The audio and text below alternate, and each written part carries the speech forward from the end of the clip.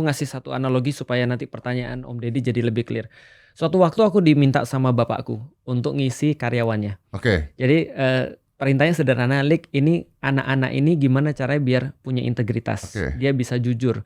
Karena kadang-kadang kalau misalnya papi percayain sesuatu pada mereka, asetnya nggak dijaga atau Oke. asetnya digunakan Oke. untuk yang lain. Oke. Misalnya dipercayakan mobil, tiba-tiba dia jadi nge-Grab misalnya atau Gojek misalnya gitu. Oke. Bisa Nah, ini tuh. gimana Lik caranya Lik biar mereka kayak gitu. Aku bilang sama bapak gini, Pi, coba jadi gini Pi. Kita kan sama-sama tahu, aku bilang sama bapakku, bahwasanya anak-anak ini ketika pelatihan pun, ini mereka pagi sampai siangnya pelatihan, malamnya mereka pergi keluar, entertainment.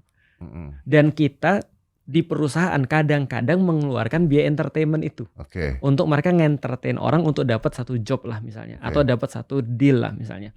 Lalu aku bilang sama bapakku, Papi tahu nggak kalau seandainya baik itu satu paket dan jahat itu satu paket. Kalau Papi kalau Papi mengharapkan mereka jujur, Papi nggak bisa membiarkan mereka melakukan sesuatu yang buruk di depan mata Papi. Nah, dari kemudian hal seperti itu kita jadi tahu bahwasanya jabatan itu ketika misalnya digunakan untuk sesuatu termasuk dalam Menteri Agama, itu satu paket sebenarnya. Artinya kalau kita pernah melihat balik lagi track record-nya atau kita melihat sesuatu yang misalnya buruk dan itu terjadi, kalau kita membiarkan itu, maka kita seolah-olah membiarkan dia untuk melakukan keburukan sebenarnya.